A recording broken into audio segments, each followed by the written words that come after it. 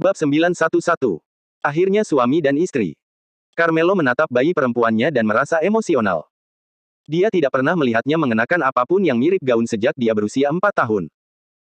Jadi melihat dinding di dekatnya membuatnya sangat terkejut hingga dia hanya berdiri di sana dalam keadaan linglung. Putrinya memang menakjubkan. Dia tidak tahu kenapa, tetapi dia merasa seperti bocah bau itu akan menculik bayi perempuannya. Tentu saja, dia telah mempersiapkan dirinya secara emosional untuk hari ini sejak lama. Tetapi tidak peduli seberapa besar persiapannya, dia harus mengakui bahwa dia tetap tidak mau.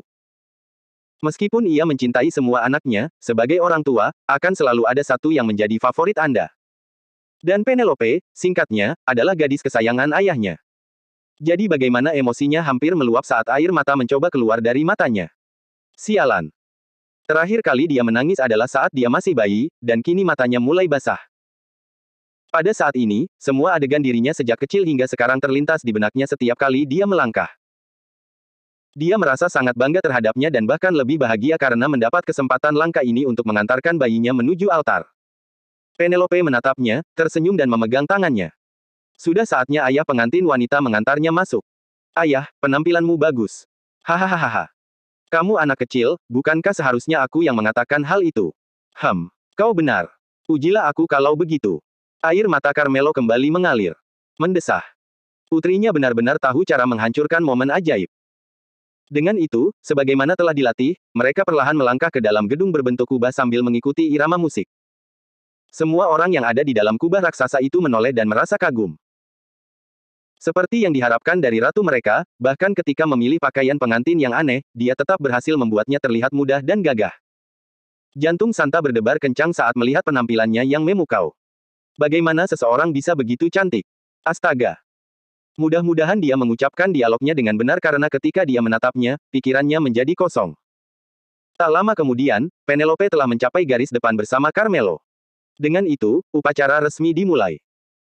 Kepala penjaga kubah Sanpodia, alias kepala sapo pendeta utama, melangkah maju dengan senyuman di wajahnya.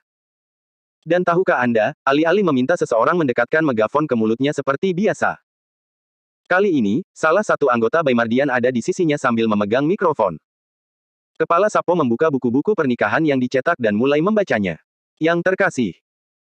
Kita berkumpul di sini di hadapan Dewi Kesuburan dan di hadapan jemaat, untuk menyatukan pria dan wanita ini dalam pernikahan suci. Upacara itu berjalan dengan sangat baik. Paduan suara Baimardian, bersama beberapa orang Caronia, menyanyikan himne yang sangat menyentuh. Dan jika ada yang ingin mengikutinya, mereka dapat membuka buklet dan bernyanyi juga. Lagi pula, ketika tiba saatnya memperdagangkan kitab suci tersebut dibacakan oleh para sapos. Namun ketika tiba saatnya menyampaikan khotbah singkat, salah satu pendeta Baimardian yang paling terkenal maju dan menyampaikannya. Dalam khotbahnya, ada saatnya orang tertawa, dan ada saatnya orang menangis. Dia memiliki bakat unik untuk menarik perhatian orang sepenuhnya ke dalam cerita, penjelasan, dan kata-katanya. Beberapa orang memang seperti itu. Mereka dapat menarik perhatian Anda dan membuat Anda merasakan kesakitan, kebahagiaan, atau emosi apapun yang mereka ingin Anda rasakan. Anak-anak dan yang lainnya menangis dan mendengus sebentar karena sedih sebelum kemudian tertawa kegirangan. Ada pelajaran moral yang kuat yang diambil dari semuanya, yang membuat orang agak tercerahkan. Bagi mereka yang pernah mengalami pencerahan seperti itu melalui khotbah, mereka tidak dapat menahan diri untuk tidak memandang para pendeta Baimardian dengan penuh rasa terima kasih. Tidak mengherankan jika gereja Baimardian begitu terkenal. Beberapa orang pernah mendengarnya tetapi belum pernah melihatnya. Jadi itu semua sangat membuka pikiran mereka. Perasaan itu baik. Upacara berlanjut, dan sebelum semua orang menyadarinya, gelang-gelang telah dilelehkan, janji pernikahan telah diucapkan, dan cincin telah dipertukarkan. Upacara itu menjadi hit karena tidak terlalu panjang dan sangat menarik bagi mereka. Namun yang membuat mereka tertawa adalah Penelope. Sejak Sapo berkata, sekarang boleh, dia bahkan tidak menunggu Sapo menyelesaikan kalimatnya dan mencium Santa. Kita sudah menikah sekarang, pernikahan selesai. Hahaha. Semua orang tertawa terbahak-bahak karena, sepanjang upacara, mereka telah melihat ketidaksabarannya. Ayo. Ratu mereka pasti ingin sekali segera menikahi kekasihnya. Lucy dan yang lainnya menutup muka dengan telapak tangan, sementara Santa, di sisi lain, terbatuk untuk menyembunyikan rasa malunya. Ia yakin jika memungkinkan, wanita itu akan menjemputnya layaknya seorang putri dan pergi dari sini tanpa peduli apapun di dunia. Begitulah tidak patuhnya dia terhadap hukum dalam hal-hal seperti ini. Landon, William dan yang lainnya juga terdiam.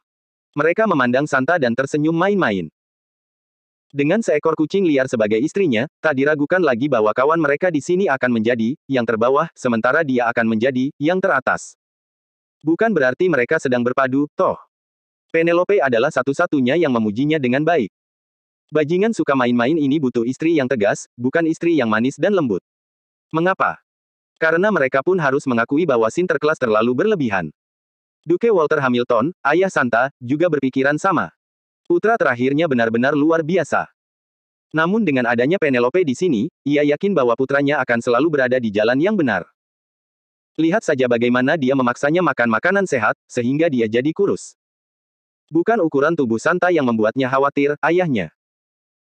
Tidak, hanya saja tahun lalu, Santa menjalani pemeriksaan medis dan disarankan untuk menurunkan berat badan dan menghindari makanan tertentu atau memakannya dalam rasio minimum. Namun Santa sangat enggan. Ia mengklaim bahwa adalah haknya untuk mati dalam keadaan tidak sehat jika ia memilihnya.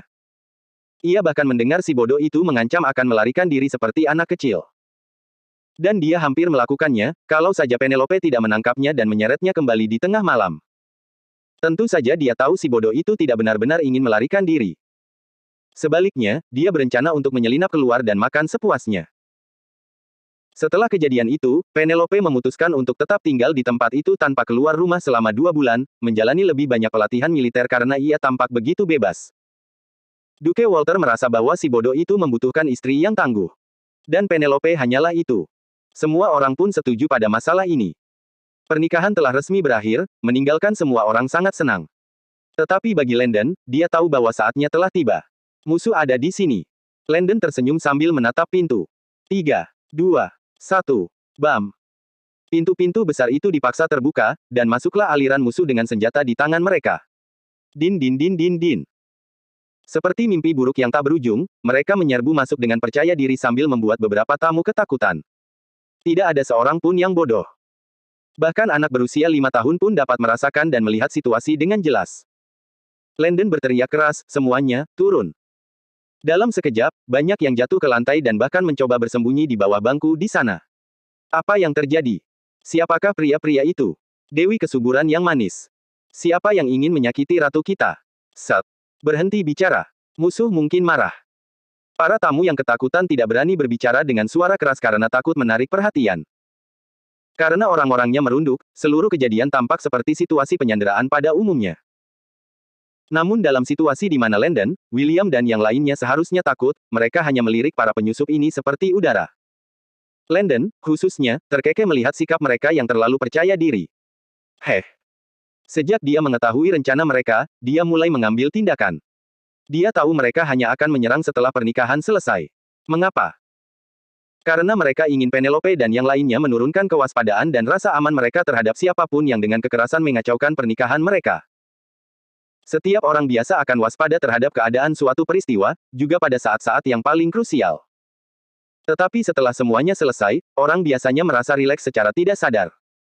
Jadi sekarang adalah saat yang tepat untuk menyerang. Dan, dengan semua orang dipatenkan di tempat yang sama, bagaimana mereka bisa melewatkan kesempatan ini? Mereka akan bodoh jika membiarkannya begitu saja. Itulah sebabnya mereka berencana menduduki alun-alun besar itu sebelum semuanya berakhir. Mereka tidak tahu kapan tepatnya upacara itu akan berakhir, jadi mereka bergegas mempersiapkan diri. Mereka juga mengirimkan beberapa orang untuk menghadiri upacara tersebut. Dan ketika hampir berakhir, orang-orang mereka lalu berjalan keluar dengan santai dan menceritakannya. Bagaimanapun, itu adalah rencana mereka. Hal lain yang membuat rencana mereka menjadi lebih baik adalah bahwa warga sipil di alun-alun tersebut tampaknya mulai pergi. Mengapa? Karena para wartawan itu membuat berbagai pengumuman, dan mengarahkan semua orang ke istana. Dan karena perkiraan waktu upacara belum diumumkan, semua orang merasa sebaiknya mereka pergi ke istana. Lagi pula, siapa yang tahu kalau mereka akan berada di sini selama berjam-jam? Karena para bangsawan bersikap sopan kepada mereka, mereka memutuskan untuk menurutinya. Para bangsawan bahkan mengirim beberapa pengawal ke istana juga. Dan semua ini membuat musuh semakin tersenyum. Tampaknya surga ada di pihak mereka.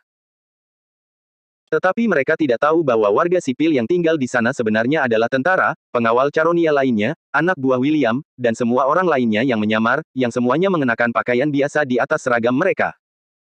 Saat ini, sebagian besar warga sipil mengenakan pakaian Baimardian modern. Singkatnya, meskipun Baimar tidak membuat pakaian tersebut, sebagian besar bahan pakaian tetap disediakan oleh Baimar.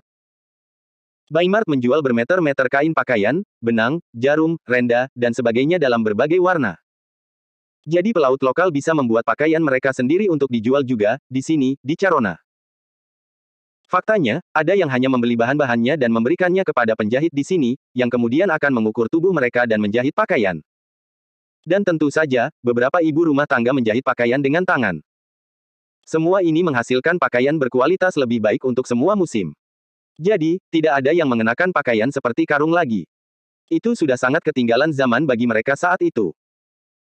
Mempertimbangkan semua ini, para prajurit dan yang lainnya mengenakan kaos oblong besar, mantel panjang longgar, kacamata. Mereka tetap tinggal dan berpura-pura menjadi warga sipil yang gelisah sambil memperhatikan musuh yang terus-menerus menyerbu tempat itu. Seluruh wilayah Sanpodia dapat digambarkan dengan sempurna memiliki garis besar sebuah kunci. Bagian kunci yang sempit merupakan jalan suci yang sangat panjang, dan bagian atas yang bundar merupakan kotak kosong yang besar. Dan di ujung alun-alun itu terdapat bangunan besar berbentuk kubah. Lagi-lagi bagian kunci yang bundar dipisahkan dari bagian yang sempit oleh pintu gerbang yang sangat panjang, kokoh dan besar. Jadi saat musuh masuk, mereka langsung menutup gerbang sebelum menyerbu ke dalam dom. Tentu saja, Sanpodia memiliki tim keamanannya sendiri, yang berjaga di tembok sekeliling Sanpodia. Dalam sekejap, pertempuran di luar pun dimulai, tetapi musuh nampaknya tidak ambil pusing dengan masalah ini karena musuh tahu bahwa pasukannya lebih banyak daripada seluruh penjaga yang terjebak di sini. Jadi apa yang perlu ditakutkan? Asalkan mereka menyingkirkan target mereka dan segera mengumumkan identitas Pangeran Sky, tidak ada seorang pun yang berani melawan orang dari benua yang lebih unggul.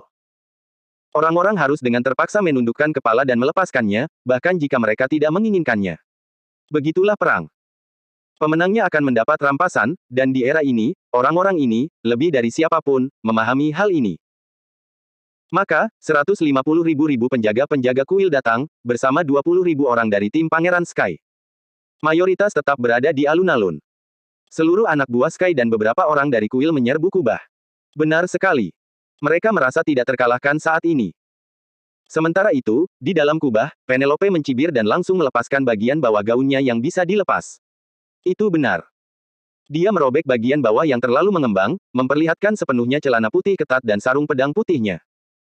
Dia juga mengeluarkan belatinya dan menaruhnya di sabuk yang sama tempat pedangnya berada. Aturan nomor 1, selalu bersiap. Dia menyipitkan matanya ke arah salah satu penyusup dan merasa kesal. Kau lagi. Bukankah sudah kubilang padamu untuk tidak menunjukkan wajahmu di hadapanku? Atau kau sudah lupa dengan pukulan-pukulan terakhir yang kuberikan padamu? Senyum Sky sedikit merekah sebelum akhirnya dia menenangkan diri lagi. Heh. Dialah tokoh utama hari ini. Jadi mengapa dia harus khawatir? Penghinaan yang dia berikan padanya akan dibayar 10 kali lipat setelah hari ini. Dia menatap wanita yang mempesona di hadapannya dan terkekeh, sekarang. Kita semua berteman. Jadi mengapa kau pikir aku akan melewatkan pernikahanmu? Penelope ku sayang, aku di sini hanya untuk mendoakanmu. Apa? Apakah dia mengenal musuh? Dan mengapa mereka tampak dekat? Baiklah, alih-alih dekat, tampaknya dia pernah memukulinya beberapa waktu lalu. Para tamu yang bersembunyi tidak berani mendongak, tetapi menajamkan telinga untuk mendengar gosip selengkapnya. Beberapa bahkan membayangkan adegan-adegan yang terlalu konyol dalam benak mereka. Drama macam apa yang mereka masuki? Suara musuh terdengar sangat mudah. Jadi dia dipukuli sampai babak belur karena sifatnya yang arogan. Atau apakah itu sesuatu yang lain? Mengapa nada bicaranya terdengar sedikit kesal saat menyebutkan pernikahannya? Dan yang lebih penting, apakah mereka membuat kesalahan dengan tidak membawa popcorn untuk pertunjukan?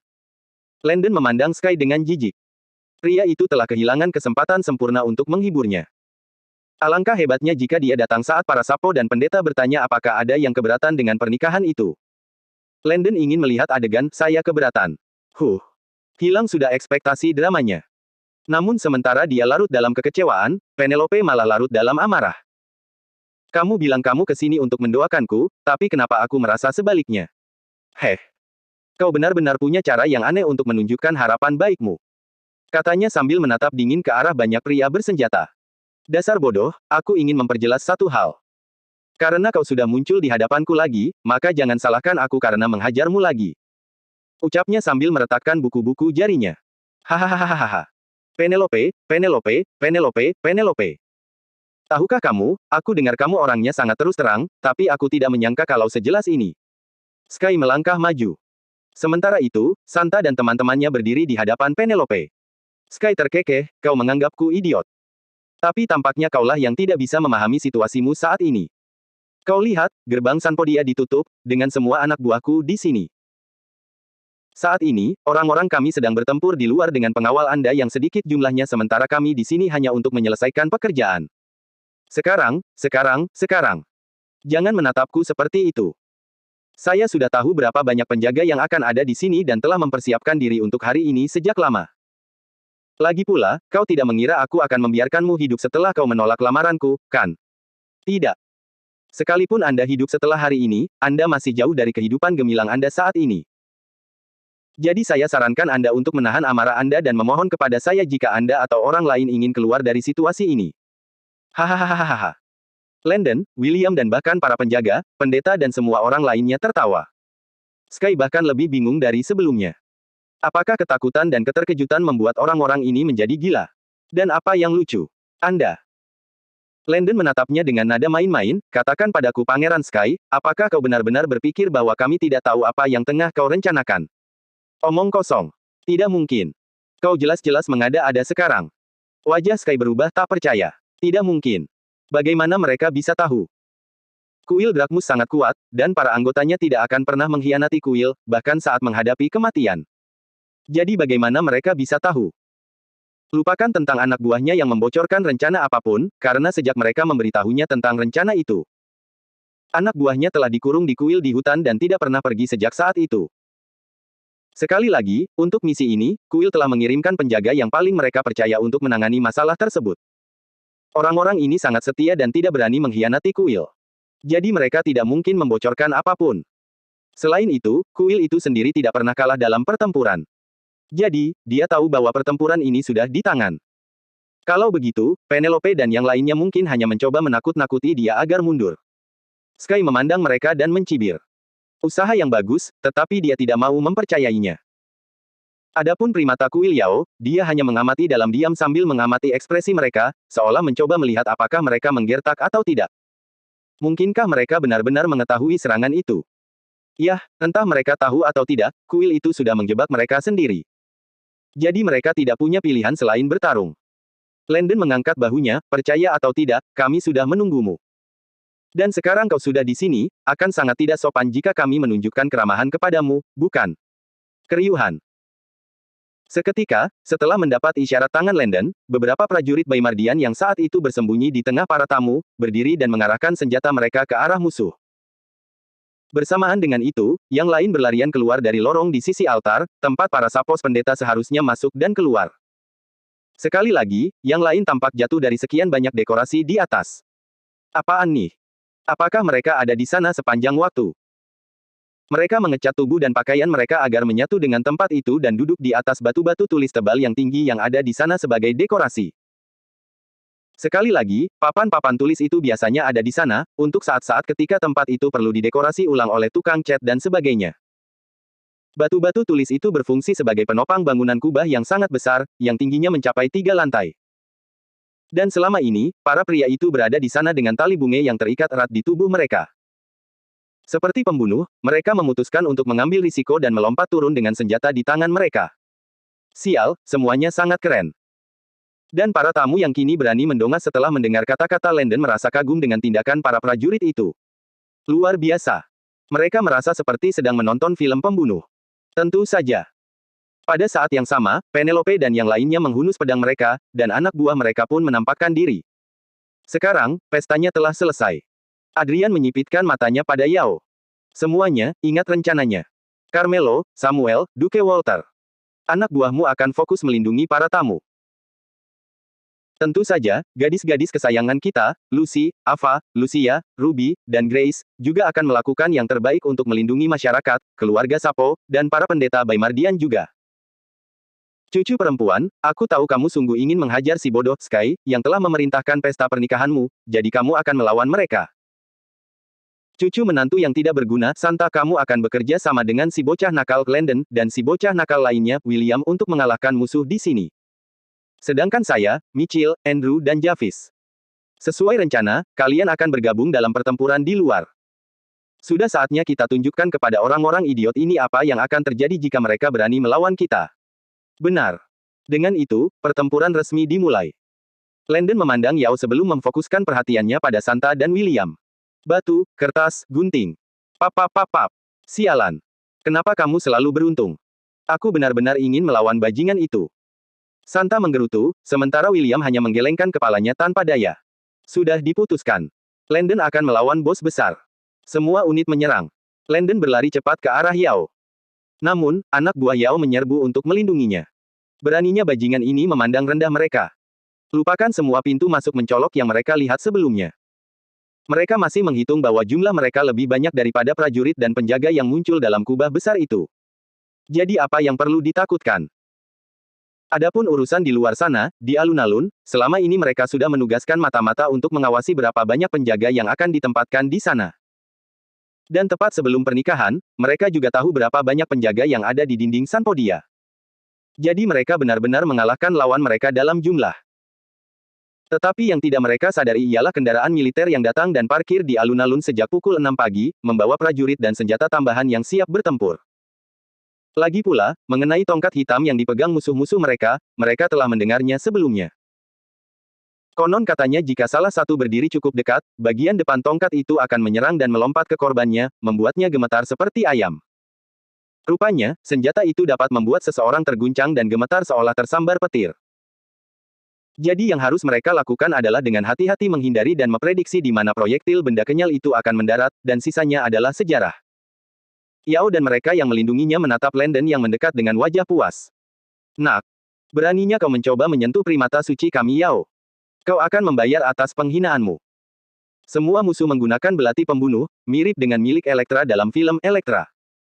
Landon melihat apa yang mereka inginkan dengan pedang mereka dan menyeringai. Memang, itu cukup mengesankan. Namun, tidak cukup untuk mengalahkannya. Mata Landon menyipit seperti ular mematikan saat dia berlari ke depan, berlutut sesuai kebutuhannya, dan meluncur sambil menembaki orang-orang di sampingnya. Peu. Ah, apa-apaan? Bukankah mereka mengatakan senjatanya tidak akan berfungsi jika mereka tidak cukup dekat? Anak jalang. Mereka yang terikat jatuh ke tanah dan berteriak marah, tetapi Landon tidak peduli dengan penderitaan mereka. Di sekeliling Yao ada lebih dari 200 orang. Jadi jika dia menginginkan hadiah, dia harus mengalahkan mereka semua. Iya. Seperti lebah, 100 di antaranya memutuskan untuk mengelilinginya dan mengerumuninya. Mereka tidak percaya bahwa dia akan mampu mengalahkan semuanya sekaligus. Tetapi tentu saja, kenyataannya jauh. Landon bersandar ke belakang seolah-olah dia mencoba melakukan limbo dan menghindari bilah pedang musuh. Dia lalu mencengkeram tangan musuh, dan bagaikan ular melata, dia menempel pada orang itu, menghindari serangan musuh lain yang dimaksudkan untuk mengenai kakinya. Apa-apaan ini? Keempat orang yang menyerangnya secara bersamaan, terkejut. Apakah dia punya mata di belakang kepalanya atau apa?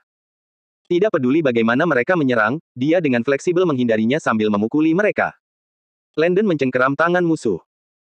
Dan saat musuh mencoba melepaskannya, dia menggunakan momentumnya untuk menyerang dada semua orang, memukul dan melemparkan mereka. Kalau serangannya biasa, sakitnya tidak akan separah ini dan hanya bisa ditepis dengan wajar. Tetapi Landon telah meningkatkan kekuatannya, yang langsung mematahkan tulang rusuk mereka. Mereka yang terdorong mundur terbang seperti rudal ke arah rekan-rekan mereka.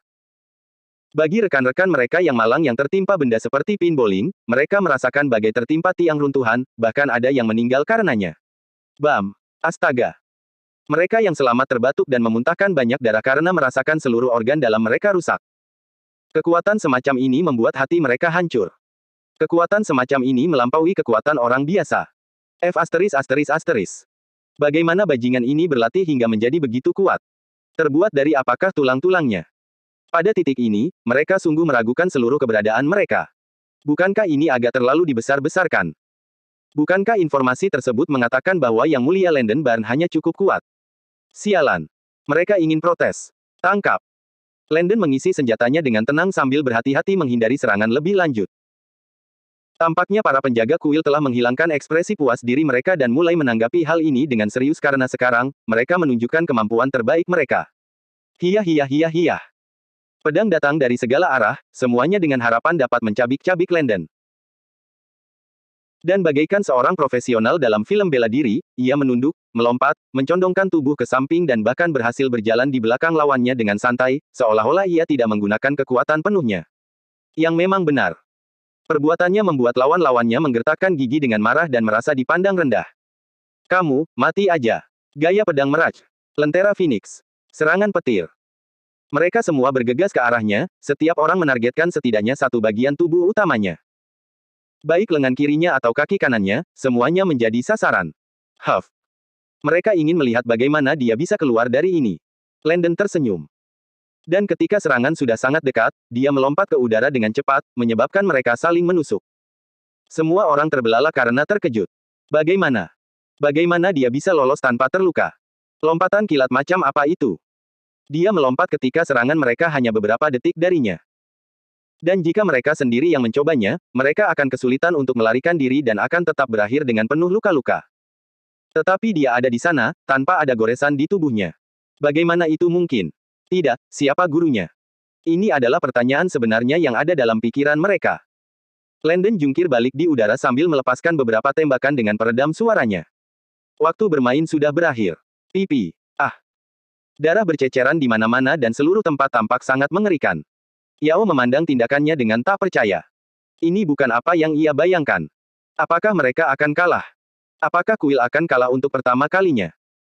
Jika demikian, bahkan jika dia melarikan diri, bagaimana dia akan menjelaskan semua ini kepada pemimpinnya? Tidak. Mereka tidak akan kalah. Sepertinya dia perlu menggunakan tangan batunya sekali lagi. Itu benar. Dia berasal dari klan yang mempraktikkan teknik kuno untuk mengubah tangan seseorang menjadi sekeras batu. Sebenarnya agak mirip dengan Shaolin yang membuat tubuh mereka sekeras besi.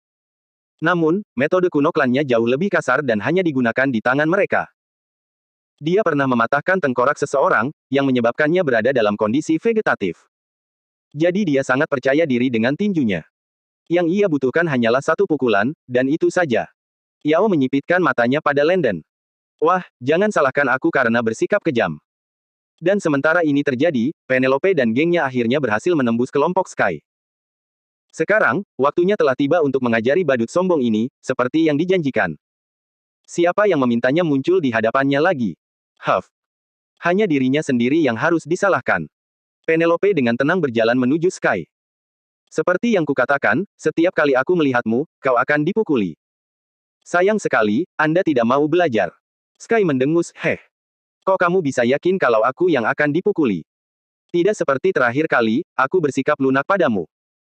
Tapi kali ini, jangan harap kau akan mendapat simpati hanya karena kau seorang wanita. Tuan Sky, sebaiknya Anda menyimpan pidato Anda untuk setelah pertempuran. Ting ting ting. Pedang mereka beradu saat masing-masing melancarkan serangan dahsyat. Tak lama kemudian, Sky melancarkan serangan dan dia menahan pedang pria itu di antara kedua belatinya. Keduanya bergumul sebentar, sebelum alih-alih melawan, dia malah maju, menendang perut bagian samping pria itu dan melancarkan gerakan tanpa ampun. Memotong.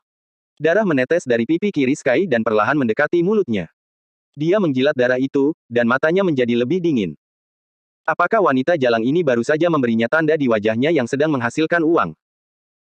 Semua orang tahu bahwa sebagai salah satu pria tertampan di kerajaannya, wajahnya adalah salah satu dari banyak kelebihannya. Kalau saja dia tidak mundur saat itu, serangan itu akan mengiris wajahnya, mengiris dalam hingga menembus tengkoraknya. Dia begitu marah hingga uap hampir keluar dari telinga dan hidungnya. P***I. Kau akan membayarnya. Suara mendesing.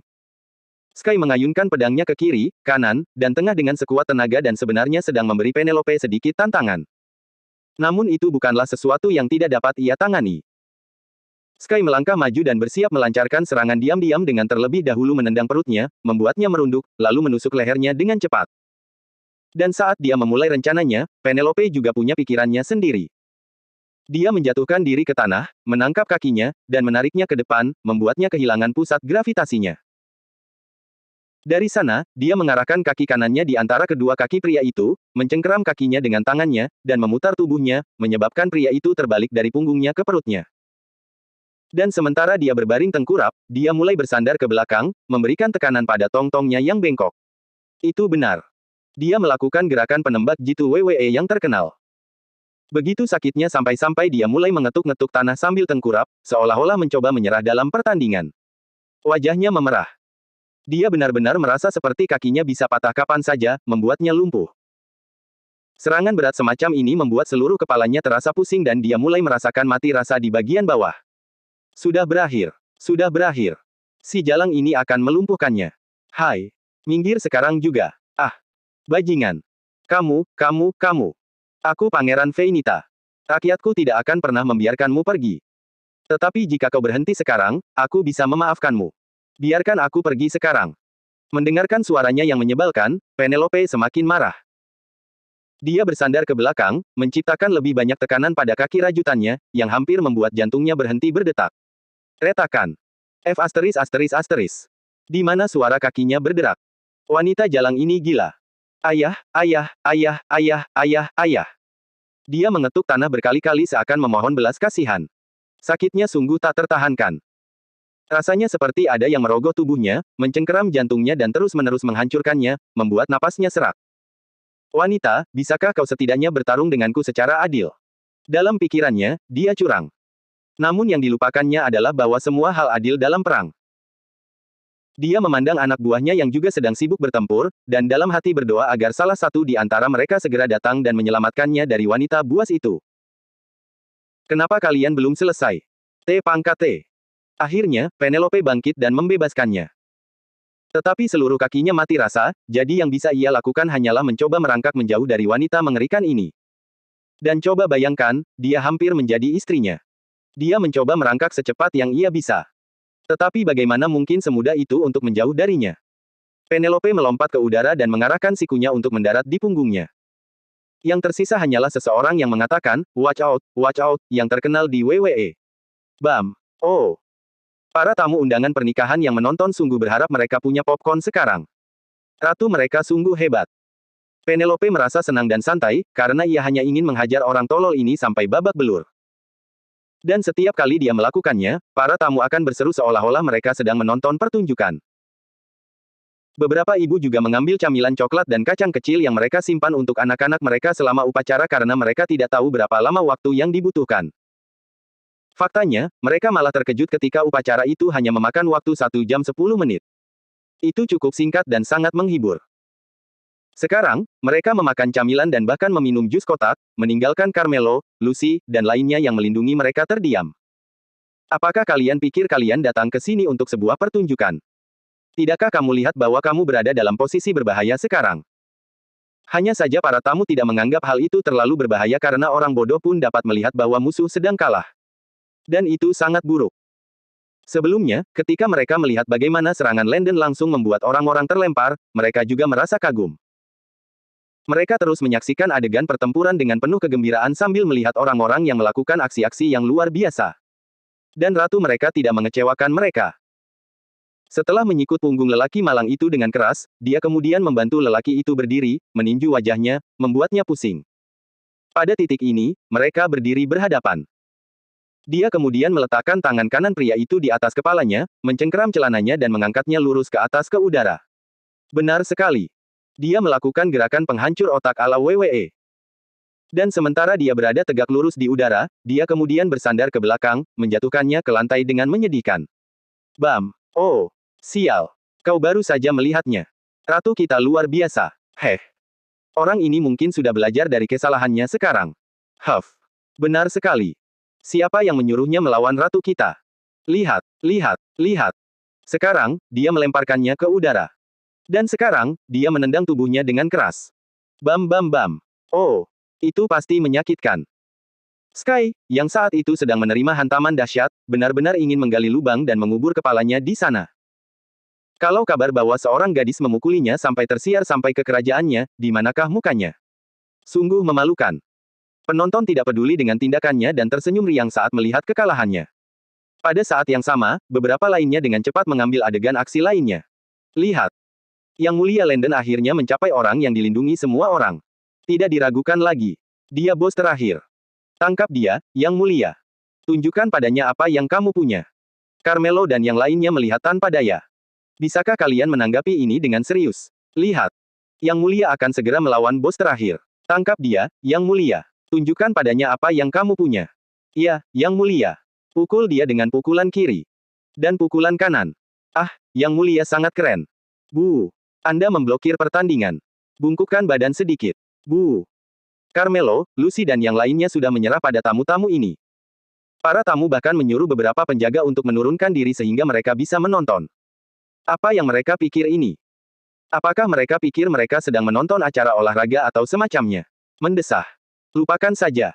Biarkan mereka bersenang-senang. Setidaknya mereka tidak panik dan gemetar seperti daun. Mungkin karena mereka juga menyadari bahwa Penelope dan yang lainnya menang, jadi mereka tidak takut.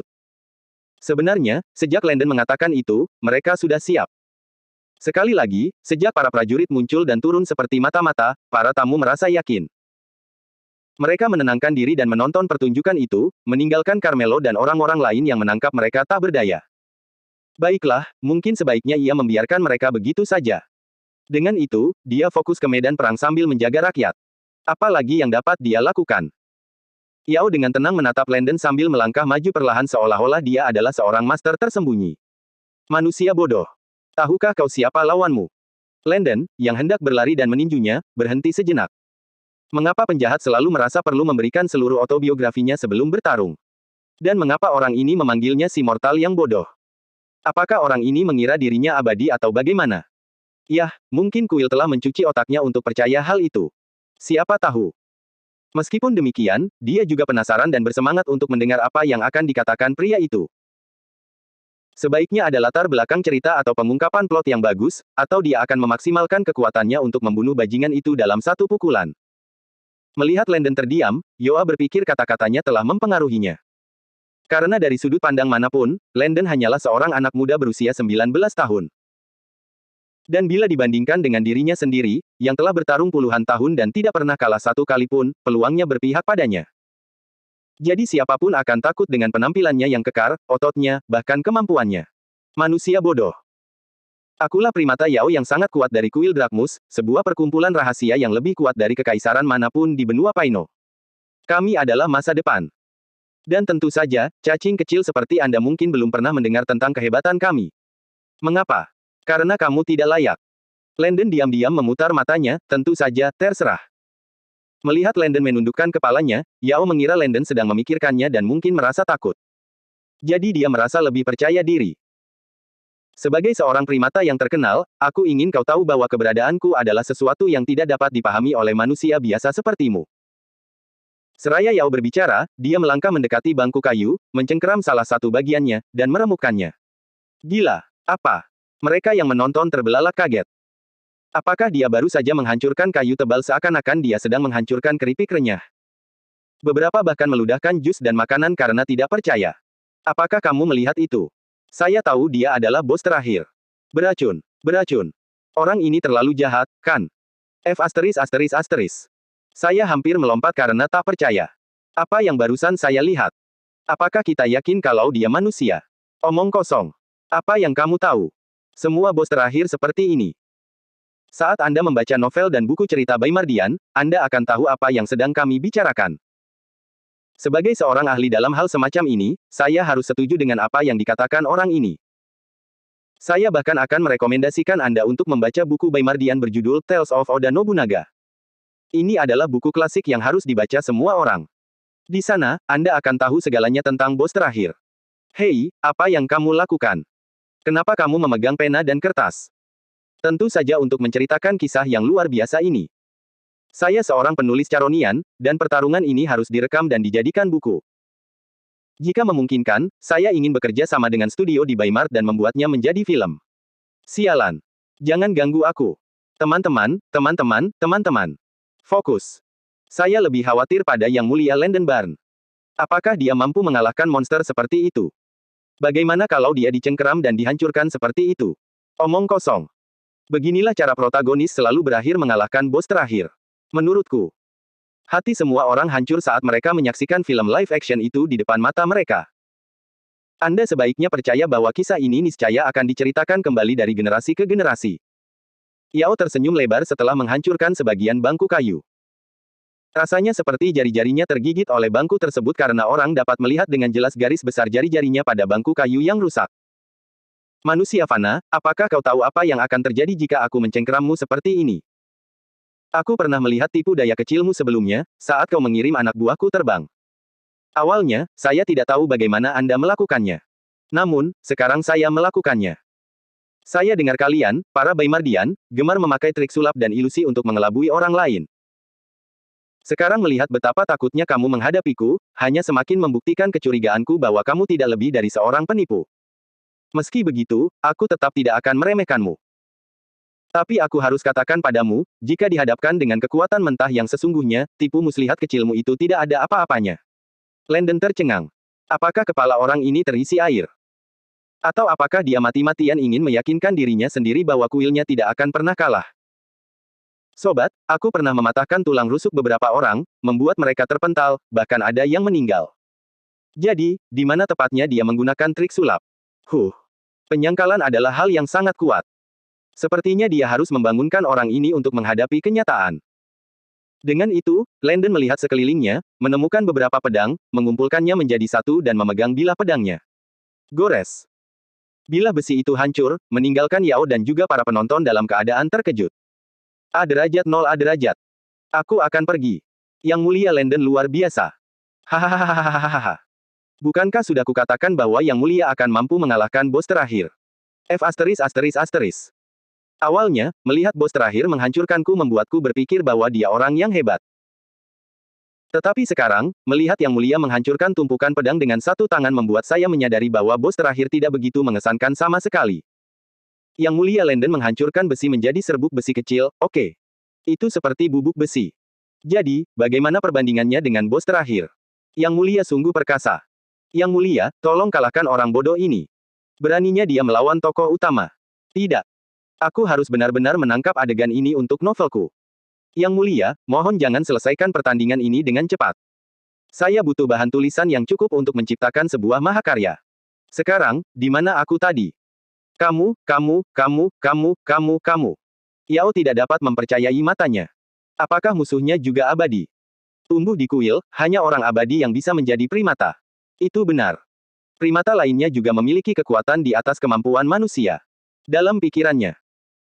Tetapi yang gagal ia pahami adalah bahwa banyak dari apa yang disebut kemampuan abadi ini berasal dari mengasah dan memperkuat bagian tubuh tertentu seperti yang dilakukan Shaolin. Seluruh klan Yao bekerja di bawah kuil, dan hanya mereka yang berhasil mengasah tubuh mereka, serta mendapatkan prestasi besar, dapat menjadi primata kuil uskup. Namun semua kemampuan mereka berakhir dengan mereka mampu menghancurkan tengkorak, membelah batu dan yang lainnya. Konon pada zaman dahulu kala, nenek moyang mereka dapat membelah makhluk setinggi 3 lantai hanya dengan sekali tebas. Makhluk-makhluk itu terbuat dari daging dan tali, dan bahkan ketika mengincar batu, mereka hanya dapat menebas batu-batu tertentu yang tidak sekeras besi dengan mudah. Jika mereka ingin menantang lebih tinggi, bagi mereka, itu mustahil. Namun disinilah Landon, menghancurkan tumpukan besi dan mengubahnya menjadi debu serbuk besi. Debu. Itu. F***. Hati Yao menjadi hancur. Pada mulanya ia mengira akan membunuhnya dengan satu pukulan, tetapi sekarang, hal itu sangat tidak mungkin. Dia harus bertarung dengan segala yang dimilikinya. Landon tersenyum saat melihat Yao menghadapi pertarungan dengan serius. Bagus. Dia menurunkan kekuatannya menjadi 20% untuk menguji keadaan. Ini pasti menyenangkan. Pah. Yao terus-menerus melancarkan pukulan-pukulan dahsyatnya ke arah lawannya, namun Landon menangkis semuanya dengan pergelangan tangan dan kakinya. Sekarang, dia menggunakan pertahanan dasar, Wing Chun Ken. Itu adalah jenis pertahanan yang digunakan dalam film Ip Man. Cepat, akurat, tepat dan agak longgar. Landon memblokir dengan kecepatan luar biasa, menggunakan pergelangan tangan dan kakinya bila perlu. Hahaha. Seru Yao sambil melancarkan serangan bertubi-tubi ke arah Landon. Dia melompat ke udara dan melayangkan tendangan menyapu ke wajah Landon, dan seperti dugaannya, Landon menghindar. Dan saat di udara, dia memutar tubuhnya, mengarahkan tinjunya untuk menargetkan Landon. Hai. Landon berguling menjauh dari serangan mendadak itu. Namun bagaimana Yao bisa memberinya ruang bernapas? Momen kesempatan terbaiknya adalah memukul Landon sebelum ia bangkit berdiri. Dengan itu, dia berlari ke arahnya dan melancarkan lebih banyak serangan. Tetapi yang mengejutkannya adalah bahwa Landon berhenti sambil berbaring di tanah dan menggunakan kakinya untuk menangkis tinjunya yang mengamuk. Pah. Setelah mendorong Yao sedikit, Landon memutar tangannya di tanah dan melakukan gerakan kaki berputar Tekken E di Gordo, atau bisa juga disebut serangan kaki berputar petarung jalanan Chun-Li. Seperti tornado, Landon berputar dan bergerak seperti kilat ke arah Yao. Apaan nih? Yao bersumpah bahwa ia melihat bayangan Landon, dan sulit baginya untuk menemukan titik lemah atau tempat masuk di mana ia bisa menghentikan serangan mengerikan itu. Anda tahu itu buruk ketika kekuatan angin dari kaki yang berputar itu benar-benar meniup rambut Anda ke belakang. Penonton juga terkejut, bahkan ada yang menyeka air mata untuk mencari titik masuk. Bagaimana tepatnya Anda melawan hal ini? Dan bagaimana Yang Mulia bisa bertahan begitu lama sambil terus maju, seolah-olah dia sedang berlari. Ia berputar begitu kencang hingga mereka bersumpah melihatnya melayang, terbang ke depan dengan kaki berputar. Apakah dia mendorong tubuhnya dengan tangannya dari tanah sambil berputar? Sialan! Yang Mulia sungguh luar biasa. Tendangan burung berputar. Pah pah pah pah pah. Kaki Landon menghantam Yao dengan keras, yang berusaha sekuat tenaga menghindarinya. Tetapi tampaknya dimanapun ia bergerak, kaki-kaki itu akan selalu menemukannya. Dan ketika serangan terakhir mendarat, ia terlempar ke belakang dan menghantam tembok dengan keras, menyandarkan cetakan gambar dirinya yang retak di sana. Bam! Dia terjatuh ke tanah dan langsung batuk darah. Astaga! Dia lalu berdiri dengan mengantuk untuk membela diri. Namun sebelum ia menyadarinya, Landon sudah berada di sisinya seperti hantu. Kali ini, Landon memutuskan untuk tidak menahan diri. Setelah Yao melancarkan pukulan lemah, dia mencengkeram tinjunya dengan satu tangan dan menggunakan tangan lainnya untuk memotong lengannya, hampir mematahkan tulangnya. Gurah! Yao menggertakkan giginya dengan menyedihkan dan mencoba menendang kaki Landon. Retakan! Ah! Kali ini Yao berteriak karena setelah Landon menangkis serangan itu, dia malah menghancurkan kakinya. Sialan! Dia tidak bisa menggunakan kaki itu lagi. Bahkan lengan yang remuk tadi juga mati rasa. Namun Yao tidak berani menyerah dan menyeimbangkan dirinya dengan kaki lainnya dan memutuskan untuk menggunakan tangannya yang tidak terluka untuk melawan Landon sepenuh hati.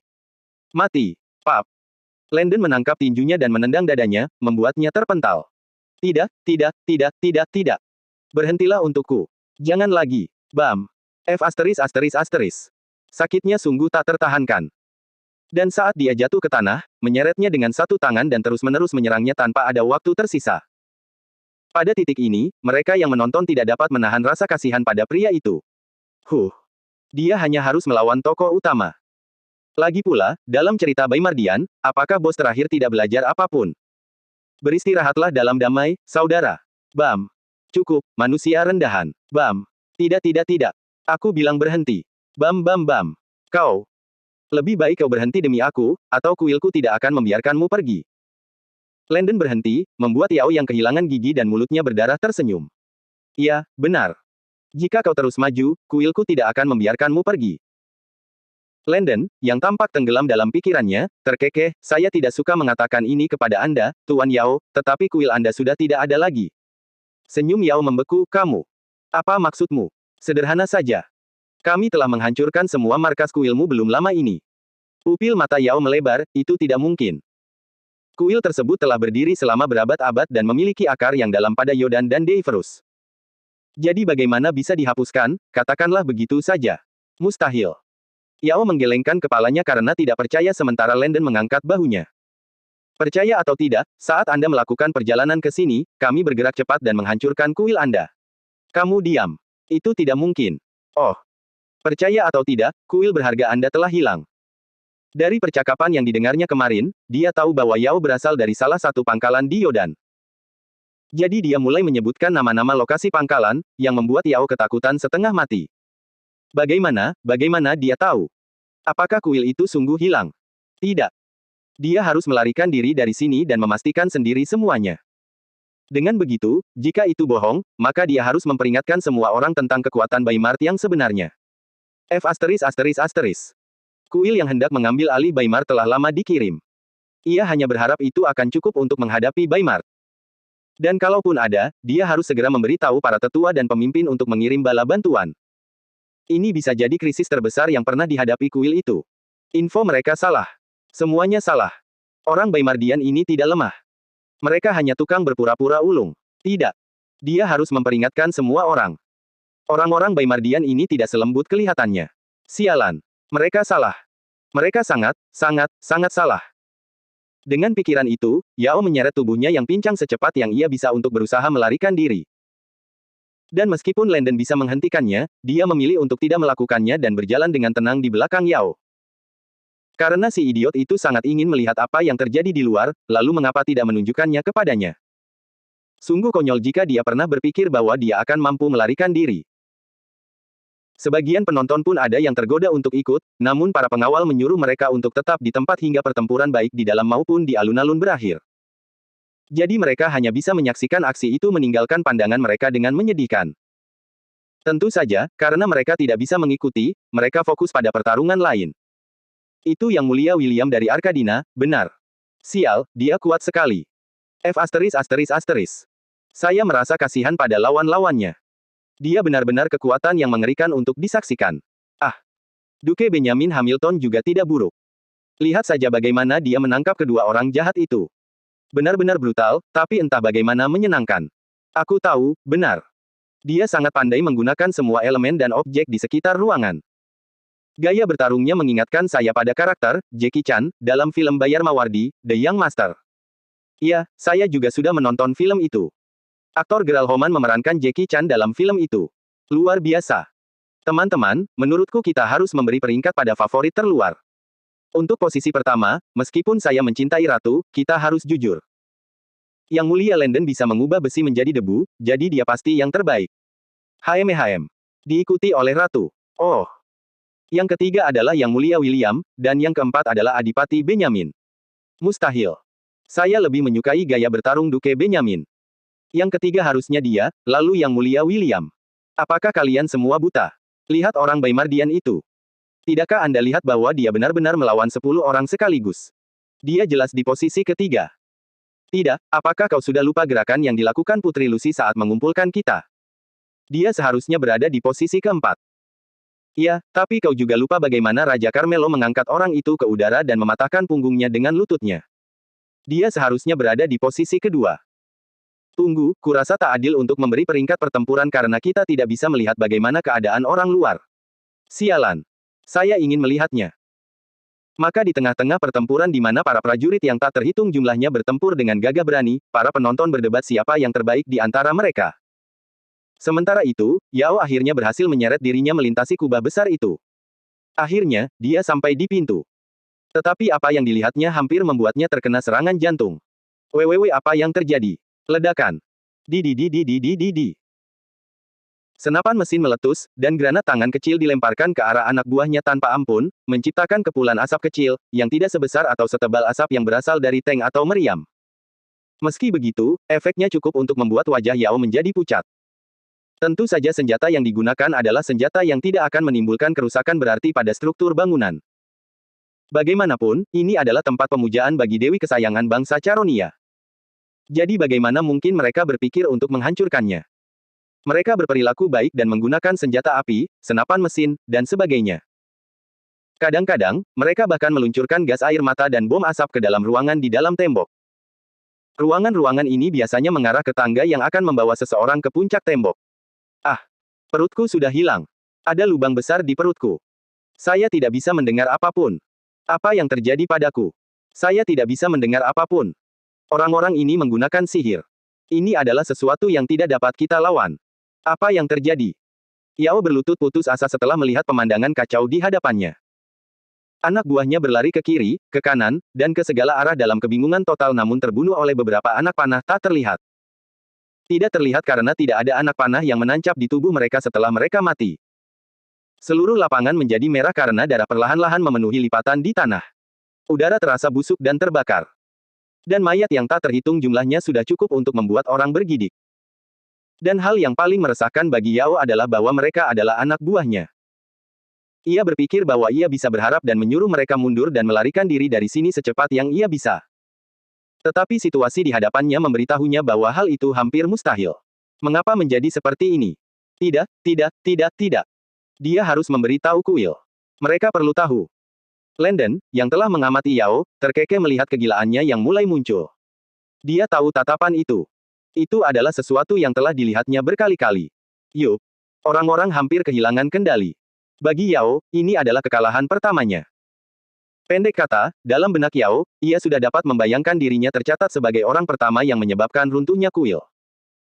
Gelar seperti itu akan mengikutinya selamanya, bahkan jika dia melarikan diri dan kembali ke kuil. Nama sandinya bahkan mungkin diubah menjadi pecundang. Tetapi haruskah dia menyerah begitu saja? Mustahil. Dia sangat tidak bersedia. Bahkan jika dia kalah sekarang, asalkan dia dapat bangkit kembali dan secara pribadi mengambil kepala Landon, maka kejayaannya akan dipulihkan, dan dia akan diberi hak istimewa untuk mencium cincin sang pemimpin. Kilatan dingin melintas di matanya saat dia bangkit dalam upaya untuk menyelinap melalui medan perang dan menemukan cara untuk membuka gerbang besar di baliknya. Iya, dia abadi. Dia bisa melakukan ini. Tetapi bagaimana Lanson bisa membiarkannya lolos? Ketika Yao mencoba terjun ke medan perang, Landon dengan cepat menangkapnya dan menjatuhkannya. Bam! Sialan kau! Kau biarkan aku pergi. Ini salahmu. Semua ini salahmu. Kalau selama ini kamu memang berkuasa, kenapa kamu tipu semua orang? Kalian berniat menjebak kami sejak awal, bahkan menjebak kami di sini. Tidakkah kamu merasa malu karena menyerang kami secara mendadak? Di mana integritas Anda sebagai seorang pria? Kamu benar-benar tercela. Landon benar-benar menyerah pada si idiot ini. Siapa yang pertama kali menyerang mereka? Bagaimana dia dan Baimardian menjadi penjahat? Oh, jadi tidak apa-apa jika Anda melakukannya. Namun, jika kita melakukannya, kita menjadi hina. Yao benar-benar diambang kehilangan kewarasannya, sehingga ia mencoba menggigit Landon beberapa kali. Ini salahmu. Kau telah merenggut kejayaan yang telah kuperjuangkan selama bertahun-tahun. Aku bersumpah, aku akan membalas dendam padamu meskipun aku menjadi hantu. Sialan kau, sialan kau, sialan kau, sialan kau. Landon sudah muak. Dia menatap Yao yang matanya merah karena marah dan segera menghabisinya. Kamu terlalu banyak bicara. Anda memotong. Kepala Yao terpotong bersih dari tubuhnya. Dengan itu, bos terakhir telah diurus dengan baik. Bagus. Pertarungan di dalam ruangan pada dasarnya sudah berakhir. Jadi setelah berurusan dengan Yao, Landon melangkah keluar, menutup pintu kubah raksasa, dan memutuskan untuk bergabung dengan orang-orang di alun-alun. 5 menit, 10 menit, 15 menit. 22 menit penuh telah berlalu dalam sekejap sebelum pertempuran resmi berakhir. Lagi pula, meskipun upacara pernikahan sudah selesai, mereka masih harus mengantar kedua mempelai ke pesta sesudahnya.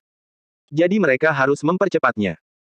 Dalam sekejap, mereka menyeret beberapa mayat ke samping, menciptakan ruang yang cukup bagi semua kendaraan, kereta, dan kuda untuk keluar atau masuk. Selama waktu ini, kereta dan kuda disimpan di dalam kandang tertutup dan unit penyimpanan di luar Sanpodia. Biasanya, setelah tamu diantar, kereta mereka akan meninggalkan Sanpodia dan diparkir di dalam unit. Dan ketika acaranya selesai, para pengemudi akan datang lagi untuk mengambilnya. Tentu saja mobil-mobil mahal nan mencolok juga keluar dari Sanpodia. Hanya kendaraan militer yang diparkir di sudut tersembunyi di dalam Sanpodia dan disamarkan dengan rumput lumut. Dan sekarang pertempuran telah usai, mereka harus membuat jalan yang cukup lebar di tengah-tengah mayat yang tak terhitung jumlahnya agar kereta dan kendaraan dapat masuk dan keluar. Sedangkan untuk urusan pembersihan, sebagian prajurit dan pengawal akan tetap tinggal di belakang untuk mengurusinya. Dan ketika semuanya selesai, Landon mengeluarkan walkie-talkie miliknya. Ini Kapten Lapangan Landon ke Menara Kontrol Istana. Misi selesai. Silakan kirim semua unit Angkatan Udara sesuai rencana. Salin itu Kapten Lapangan. Ganti. Landon kemudian mengganti saluran untuk berkomunikasi dengan orang-orang di sini. Ini adalah Kapten Lapangan untuk semua unit. Berikut adalah instruksi Anda. Semua unit pembersihan, harap bersiap sampai semua tamu pergi. Unit 11 dan 12. Beritahukan kepada Bas dan sopir untuk menjemput tamu dengan tertib, serta mengarahkan mereka dengan baik. Tim medis 1, 2, 3, dan 4 akan merawat semua prajurit, pengawal Caronia, atau ksatria sekutu yang terluka, baik di Kubah maupun di alun-alun. Tim medis 5, 6, dan 7. Tugas Anda adalah merawat semua musuh yang selamat. Berikan mereka pertolongan pertama yang cepat sebelum mereka diangkut keluar dari Sanpodia. Dan sesampainya di istana, perlakukan mereka lebih baik sesegera mungkin karena malam ini, mereka akan berangkat menuju kapal. Dan terakhir, semua unit lainnya akan membantu mengumpulkan para tahanan dan menjaga keamanan masyarakat. Itu saja. Sekarang pindah. Seketika, semua orang melakukan apa yang diperintahkan. Sementara Landon, Adrian, Mitchell Jarvis, dan Andrew melangkah kembali ke dom. Tetapi pemandangan di hadapan mereka membuat mereka mundur beberapa langkah. Kelihatannya familiar sekali. Penny, ini pernikahanmu, jadi sebaiknya kau kenakan kembali gaun itu. Mustahil. Pernikahan sudah berakhir. Jadi mengapa saya masih harus memakainya? Ya Tuhan. Kau tak mungkin. Tidakkah kau ingin tampil menarik di TV? Kata Lucy sambil menunjuk ke arah juru kamera yang sudah ada di sini sepanjang waktu di antara para pendeta dan sapo.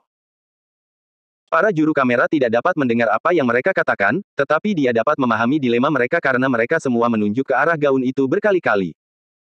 Ya, mereka tidak berdebat dengan keras dan bahkan tidak terlihat seperti sedang berkelahi. Paling-paling, mereka tampak seperti Lucy, sedangkan selebihnya adalah hamster yang menyedihkan, karena mereka terus memandangi Penelope dengan mata besar dan berair. Namun dia tidak mau menggembung. Saat dia melepaskan gaun panjangnya yang mengembang, dia tampak lebih dari senang. Dan sekarang mereka ingin dia memakainya lagi. Mustahil.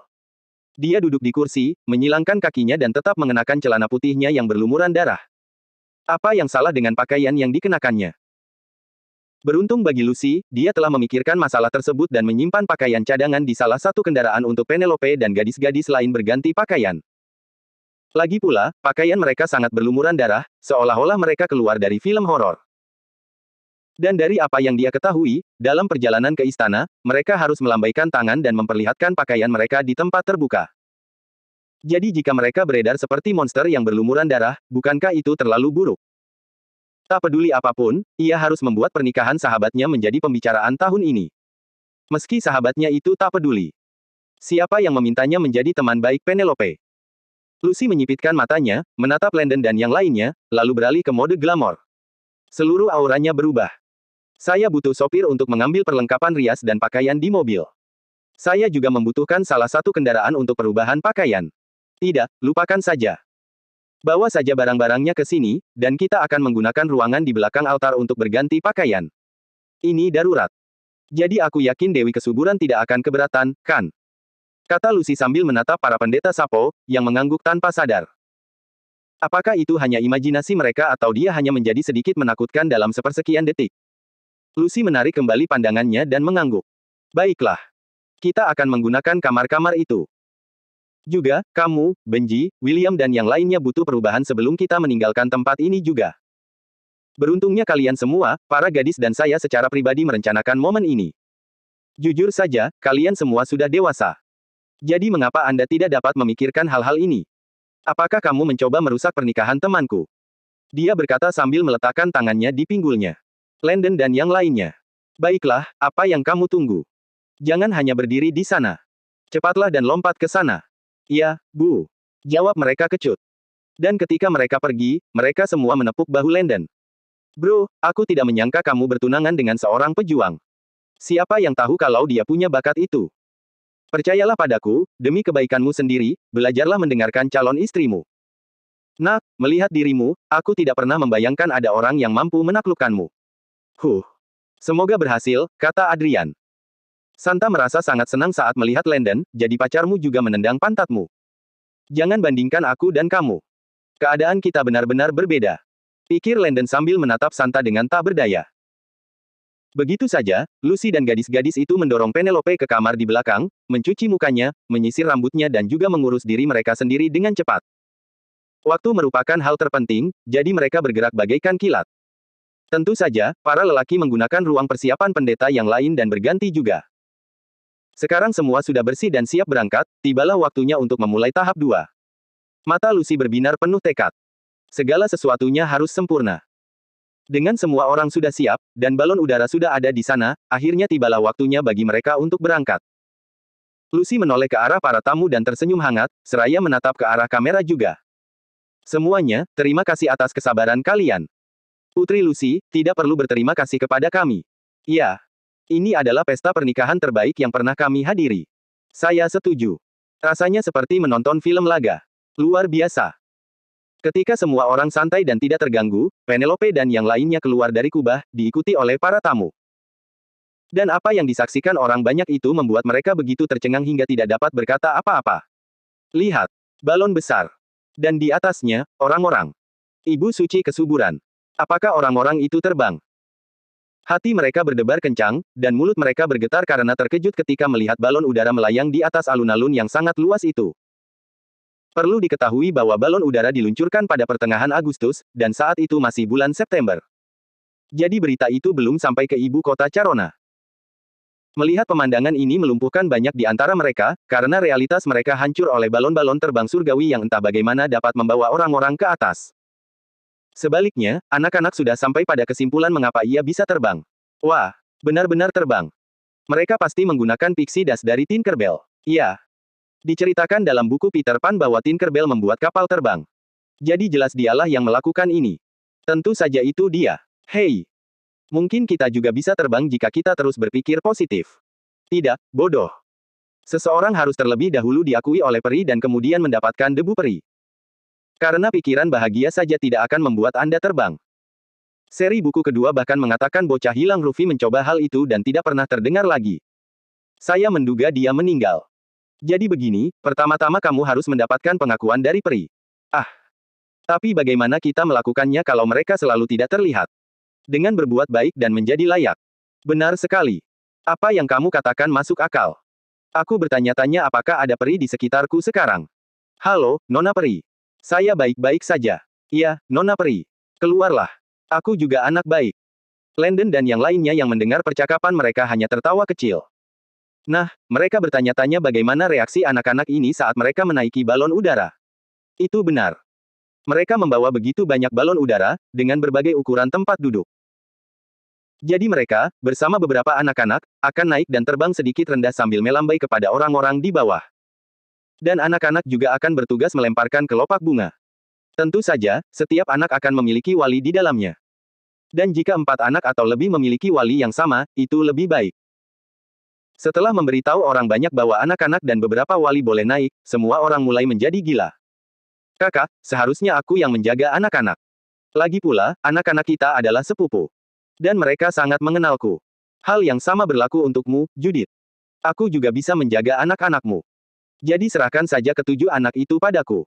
Tidak mungkin. Termasuk ketujuh orang ini, Anda juga memiliki 2 orang anak, sehingga jumlahnya menjadi 9. Dan Elis sayang, sebagai orang yang lebih tua, aku mengenalmu dengan baik. Jadi bagaimana Anda bisa menangani jumlah anak yang begitu besar? Lupakan saja. Aku akan melakukannya. Sebagai kepala keluarga, sudah menjadi kewajiban saya untuk melindungi semua anak di keluarga saya. Entah mereka anak saudara perempuanku atau anakku sendiri, akulah yang akan menaiki balon bersama mereka. Mata semua orang menyala karena tekad saat mereka terus berdebat tanpa mengalihkan pandangan dari balon udara.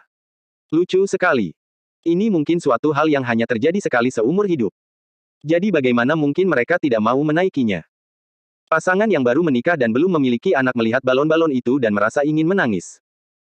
Mengapa mereka tidak memiliki anak sebelum menikah? Sekarang, lihatlah. Mereka kehilangan kesempatan besar ini. Faktanya, meskipun mereka memiliki bayi yang baru lahir, karena anak itu tidak akan mengingat pengalaman tersebut, Landon lebih cenderung memberikannya kepada anak-anak yang bisa mengingatnya. Maka karena tidak ada waktu terbuang, maka segala sesuatunya diselesaikan dengan melempar koin dan memilih wali. Landon dan yang lainnya, termasuk sejumlah juru kamera dan para pendeta Sapo dan Baimardian, naik ke keranjang pesawat luar angkasa berkapasitas 26 tempat duduk bersama 3 pilot. Sementara itu, Penelope dan Santa naik wahana 5 penumpang, dengan 1 pilot dan 2 penjaga. Tentu saja, anak-anak, wali mereka, dan beberapa penjaga naik ke balon lainnya. Akhirnya, tibalah waktunya lepas landas. Drurah. Saat balon itu naik, Penelope sungguh merasakan pesonanya. Santa memegang tangannya, dan keduanya tersenyum hangat. Ini adalah pertama kalinya mereka menaiki balon udara. Dan fakta bahwa mereka harus berbagi pengalaman ini bersama-sama membuatnya semakin ajaib. Keduanya tidak mengatakan apa-apa, karena mereka sangat memahami satu sama lain. Penelope melihat ke bawah dan tersenyum. Mula-mula dia berpikir segala sesuatu tidak perlu. Namun sekarang, mungkin tidak seburuk yang dipikirkannya. Atau mungkin karena dia sudah berolahraga seusai upacara sehingga melepaskan ketegangannya. Siapa tahu. Tetapi yang jelas adalah dia benar-benar menikmati momen ini sekarang. Santa menghadapinya sambil masih tersenyum. Istriku tersayang, menikahimu telah, dan akan selalu, menjadi pencapaian terbesar dalam hidupku. Saya senang Anda memberi saya kesempatan. Saya berjanji akan berusaha sekuat tenaga untuk melindungi Anda dan masyarakat kita. Melihat kota dari atas sekali lagi membuatku menyadari Ritpan seperti apa yang kuinginkan untukmu, anak-anak kita, dan rakyat kita. Dia berhenti sejenak dan mencium salah satu tangannya. Penelope, aku berjanji akan selalu melakukan yang terbaik. Terima kasih telah memberikan dirimu kepadaku. Penelope segera memalingkan wajahnya, bodoh. Apakah dia menangis? Atau dia hanya melihat dari sudut yang berbeda dari atas? Tak seorang pun akan pernah tahu.